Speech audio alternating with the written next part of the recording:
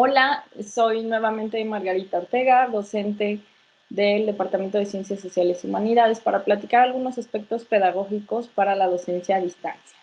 En esta ocasión vamos a hablar de la participación y la motivación. Bueno, pues vamos a ponernos sinceros. No todo lo que enseñamos aprenden nuestros alumnos. Entonces yo les quiero plantear esta pregunta. ¿Qué porcentaje de lo que ustedes enseñan realmente aprenden sus alumnos y alumnas? Esta pregunta se la he hecho en algunas ocasiones a otros docentes y curiosamente en lo que coinciden ellos es que los alumnos aprenden entre el 20 y el 30% de lo que ellos enseñan. ¿Por qué pasa esto? Pues simple y sencillamente porque el aprendizaje es de adquisición individual. Es decir, depende del alumno el adquirir los nuevos aprendizajes. Entonces, nosotros podemos poner nuestro mayor empeño en enseñar, pero nos damos cuenta también de que no siempre aprenden como a nosotros nos gustaría o lo que a nosotros nos gustaría. Entonces, pues en la modalidad a distancia hay que ser realistas. Los alumnos y alumnas tienen que involucrarse libre y voluntariamente en su aprendizaje y a veces no están ellos como tan convencidos de participar en ese proceso de enseñanza-aprendizaje. Entonces, vamos a hablar acerca de cómo fomentar o cómo poner algunos elementos sobre la mesa que nos permitan que participen y que se sientan un poco más motivados. Estas claves están en el libro Motivar para aprender en el aula de Ian Gilbert. Yo les recomiendo el libro, nada más vamos a ver algunas, pero en ese libro ustedes pueden enterarse de muchas más. En primer lugar, hay una pregunta que nos plantean en el libro y es ¿quiénes son nuestra competencia para ganar la atención diaria de los alumnos y alumnas? En este periodo de contingencia seguramente que durante las clases síncronas hemos visto que los alumnos luego están en WhatsApp o se entretienen en casa con otra cosa y pues estas dos fotos seguramente son una evidencia, ¿no? En el mejor de los casos, puede ser que veamos a los alumnos trabajando desde el comedor de su casa o de la sala, pero muchas veces también los vemos en la cama. Entonces, dormir se convierte también en nuestra competencia. Entonces, ese es un aspecto fundamental que tenemos que tener bien claro. Y resulta que nos cuesta tanto trabajo motivarnos a veces para estudiar, porque estudiar no es parte de nuestra respuesta evolutiva a los peligros y la supervivencia. Es decir, nuestro cerebro está hecho de manera tal que estamos mucho más interesados por sobrevivir que por estudiar álgebra lineal, por ejemplo.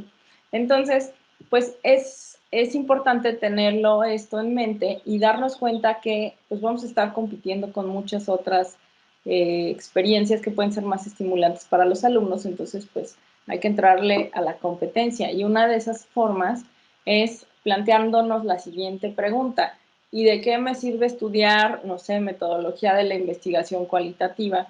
Pues hay que buscar una respuesta útil, ¿no? Está esta foto, una alumna de talleres artísticos que está estudiando ballet. ¿De qué le sirve a ella estudiar ballet? Bueno, las respuestas pueden ser muy amplias, ¿no? Puede ser que se trate de una alumna que estudia ballet desde los 3 años y al llegar a la universidad quiso seguir con su trayectoria. Puede ser que solamente esté allí porque tiene una hora libre amplia y la quiso aprovechar, o que está ahí porque están ahí sus amigas, o simple y sencillamente pues para desestresarse, porque disfruta esta disciplina artística y tiene tiempo disponible. Hay muchas razones por las cuales podría estudiar eso, pero la pregunta es, ¿tenemos claridad de la utilidad real de nuestra materia? Y aquí la pregunta central es si tenemos claridad de la utilidad real de nuestra materia.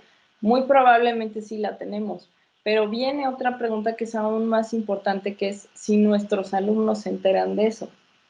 Si se enteran, muy bien, estamos haciendo las cosas bien, pero si no se enteran, entonces es un buen momento de comunicarles o de dedicar un tiempo en nuestra planeación a enterarlos para qué va a servir nuestra materia y se den cuenta que no están perdiendo el tiempo.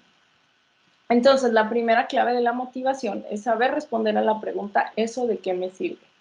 Todas las materias están en el plan curricular de una licenciatura por una razón, pero también tenemos que ayudar a que nuestros alumnos y alumnas descubran el objetivo y la importancia real de lo que les estamos enseñando, es decir, cómo nuestra materia va a abonar a su formación profesional. Siguiente clave de motivación, retar sin estresar. Aquí la descripción es, hay que brindar retos claros a los alumnos y alumnas con plazos y metas. Y además nosotros tenemos también que creer firmemente en que los alcanzarán, porque nuestra actitud también va a verse reflejada en la manera como nos involucramos con los alumnos. ¿De dónde proviene esta clave de la motivación? Pues de un psicólogo húngaro-estadounidense que se llama Miha y que tiene un apellido imposible para mí de pronunciar. Entonces, ahí lo tienen escrito. Él realiza estudios sobre felicidad, creatividad, bienestar subjetivo, diversión y lo que se llama el estado del fluir. Y en cuanto al aprendizaje, él dice que el estado de aprendizaje ideal es aquel que combina elevados niveles de desafío con bajos niveles de estrés. Entonces, ¿qué es lo que tenemos que tratar de hacer? Bueno, desafiar a los alumnos, pero no meterlos en un entorno donde se sientan muy estresados. Un ejemplo, cuando están por egresar, que tienen que obtener determinado puntaje en el examen de inglés, bueno, hay un nivel de desafío que está planteado dependiendo de qué tan cómodos se sientan o no ellos con el inglés, pero también están las consecuencias de obtener un buen o un mal puntaje. Cuando las consecuencias los estresan demasiado, entonces es muy probable que estudien para el examen, para pasarlo, pero una vez saliendo del examen no olviden todo. Entonces tiene que haber ese equilibrio entre reto y estrés, ¿no? Entonces, siguiente pregunta con respecto al cerebro de nuestros alumnos y el nuestro propio. Si no nos hace falta saber algo, entonces ¿para qué queremos saberlo? En ese sentido, podemos ver el aprendizaje como un proceso de 4 pasos. El primero es una incompetencia inconsciente, es decir, no sabemos que no sabemos. Esa situación, pues es muy común, nos puede pasar a todos. Por ejemplo, en este momento yo no sé cómo obtener una vacuna para el COVID, ¿sí? Y tampoco está como muy en mi panorama, a lo mejor un poco más por lo que está sucediendo por la contingencia sanitaria, pero al menos en este momento no lo está.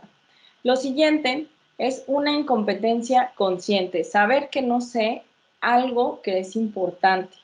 Entonces, soy consciente de que ignoro algo.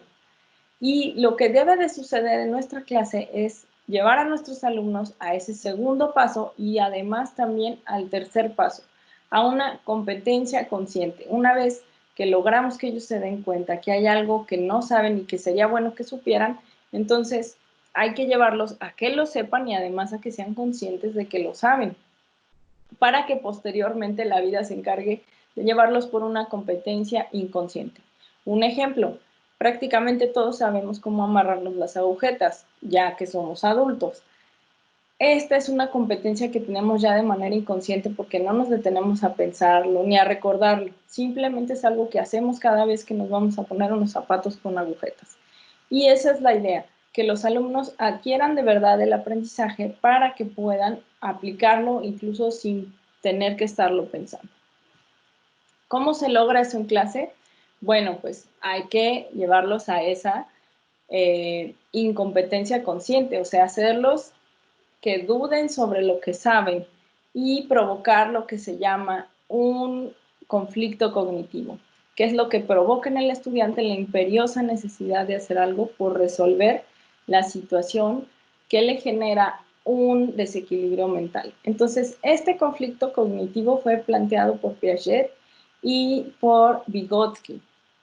Más o menos consiste en lo siguiente. Cuando nosotros generamos un desequilibrio en las estructuras mentales de nuestros alumnos, ¿qué sucede? Bueno, se va a producir cuando los alumnos se enfrentan a algo que no pueden comprender o explicar por sí mismos con los saberes previos que tienen.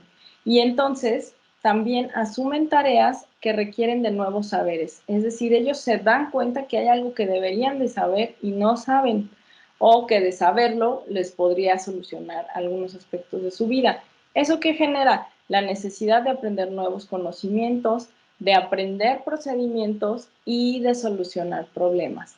Se traduce finalmente en una motivación para alcanzar el nuevo aprendizaje. Entonces, es como tirar una especie de anzuelo al cerebro de los alumnos que les genere ese desequilibrio. ¿Cómo se puede hacer? Bueno, se puede plantear tal como lo hacen en la televisión y el cine, planteando historias enredadas con un conflicto, ¿no? Todas las películas y todas las series en sus 15 primeros minutos o incluso 10 nos plantean un conflicto que es el que hace que nos enganchemos y queramos ver qué está pasando en la historia y cómo se va a resolver. Entonces lo podemos hacer planteando historias reales de situaciones profesionales relacionadas con nuestra materia.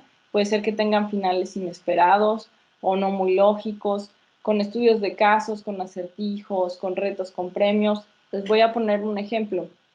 El año pasado yo me enteré de que una generación de alumnos de comunicación estaban muy motivados en la clase de comunicación política. ¿Por qué estaban tan motivados? Pues porque el mismo entorno, el contexto de los alumnos les estaba generando un desequilibrio de estructura mental al resultar ganador un nuevo presidente de un partido que no había estado anteriormente en el panorama, ¿no? Y ellos empezaron a cuestionarse muy, pues fuertemente por qué ganó un candidato y el otro no.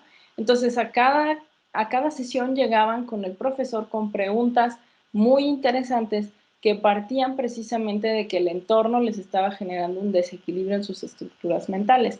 Pero también para que ellos pudieran tener ese desequilibrio, bueno, pues el profesor los mandaba a leer ciertas noticias que pudieran resultarles precisamente desequilibrantes. Voy a poner otro ejemplo. Los acertijos nos generan este tipo de conflictos cognitivos. Entonces, este es el acertijo.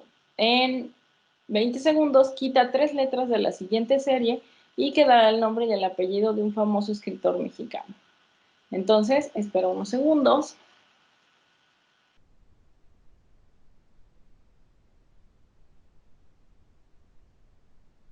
Muy bien. ¿Ya lo resolviste? Pues si no lo resolviste, entonces si llegas al final de este video te puedo decir la respuesta. Entonces, el conflicto cognitivo va a provocar la imperiosa necesidad de hacer algo por resolver la situación que nos produjo el desequilibrio de conocimiento. Es decir, ese acertijo fue una especie de anzuelo que nos lanzaron.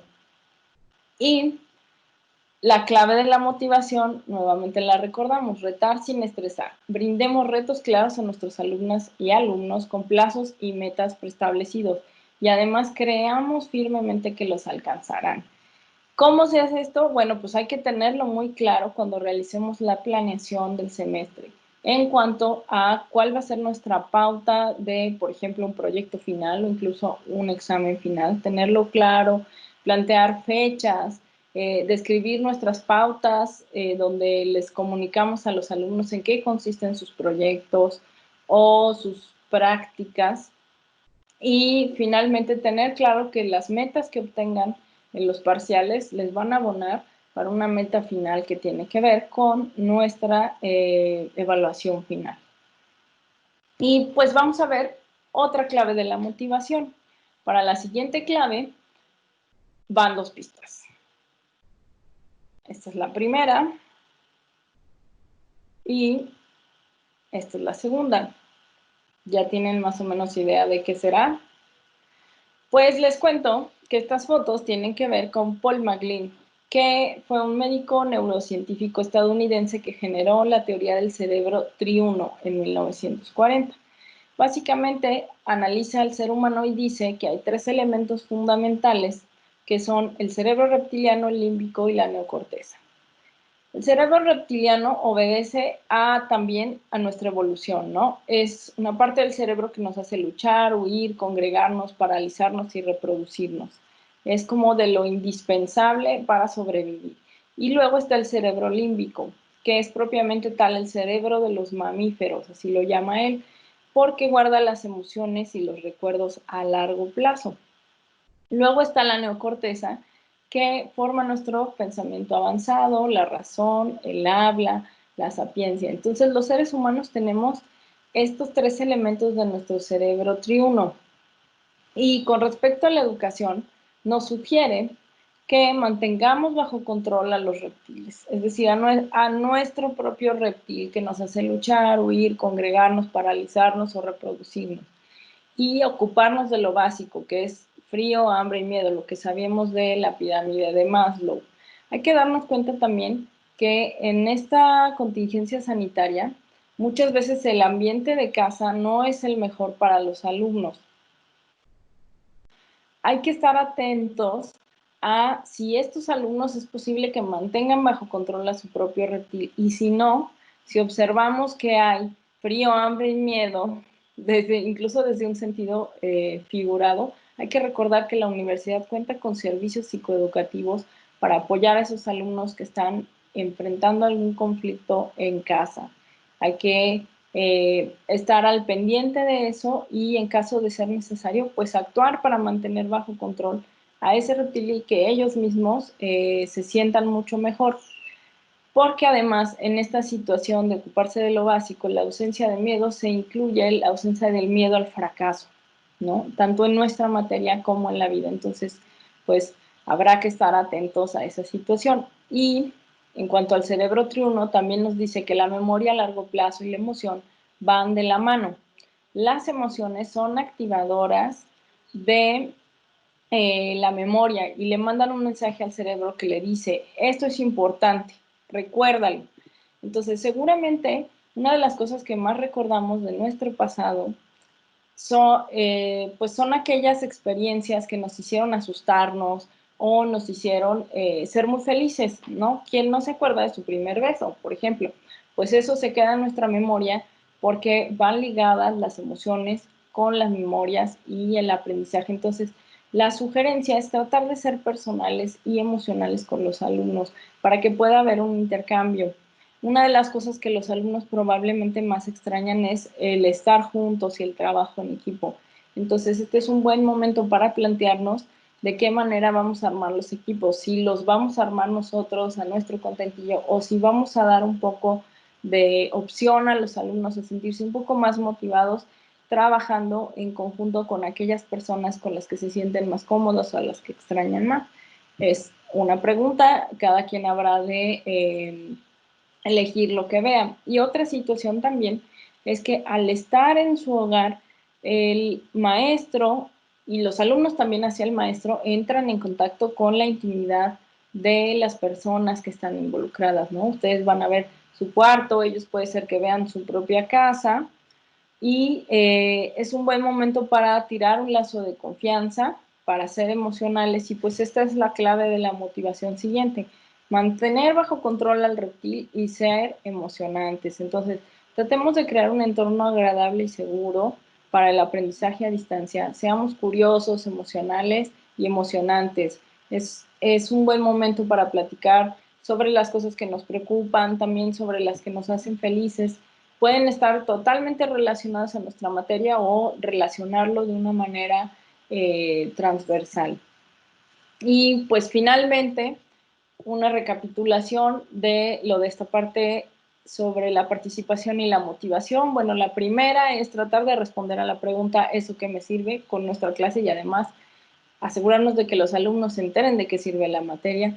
Después, retar sin estresar. Esto se puede lograr tanto en una clase en específica, donde nosotros planteemos un reto, o también plantearlo para la planeación completa del semestre. Y finalmente, controlar al reptil y ser emocionantes. Tratar de generar un vínculo con nuestros alumnos o platicar también sobre las cosas que nos mueven. Y finalmente, como lo prometí, aquí está la respuesta del acertijo. Si le quitas 3 letras a las letras que están en negritas, ahí está, 3 letras en rojo. La respuesta es Juan Rulfo. Muchas gracias y mucha suerte.